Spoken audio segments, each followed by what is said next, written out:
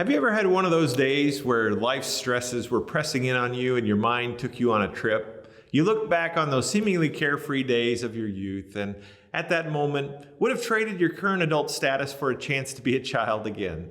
Enough of the business suits and the employee handbooks and the monthly bills. How about bringing back sleeping in on weekends, lemonade stands, and riding your bike all over town, living out imaginary adventures as some heroic character from one of your favorite adventure books? Well, our minds can picture lots of advantages to remaining a child. Just think about some of them.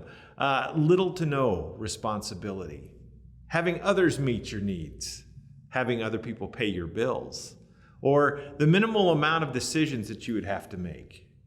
Does the name Peter Pan come to mind at this point? We need to remember, however, that for all the seemingly positive advantages to remaining a child, there is a real negative that has to be also considered. A child that never grows up will always live a life of dependency and will never live out the potential that's placed within them. And this happens relationally and emotionally and especially spiritually. Well, we're continuing in a sermon series called No Matter What. And this week's topic is No Matter What, Grow Up.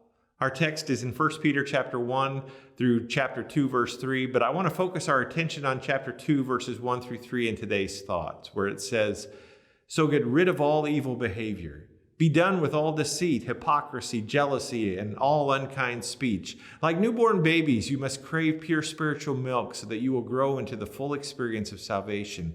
Cry out for this nourishment now that you have had a taste of the Lord's kindness."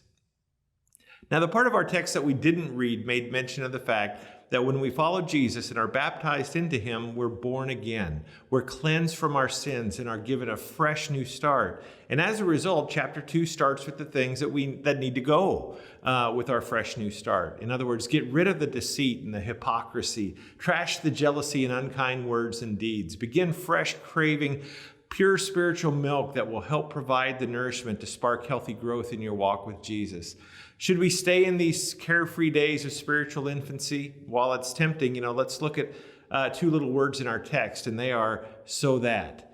We are to crave spiritual milk so that we grow and mature, and we see spiritual growth and movement. We become more and more like the Master that we follow and live out the potential that God places within each of us.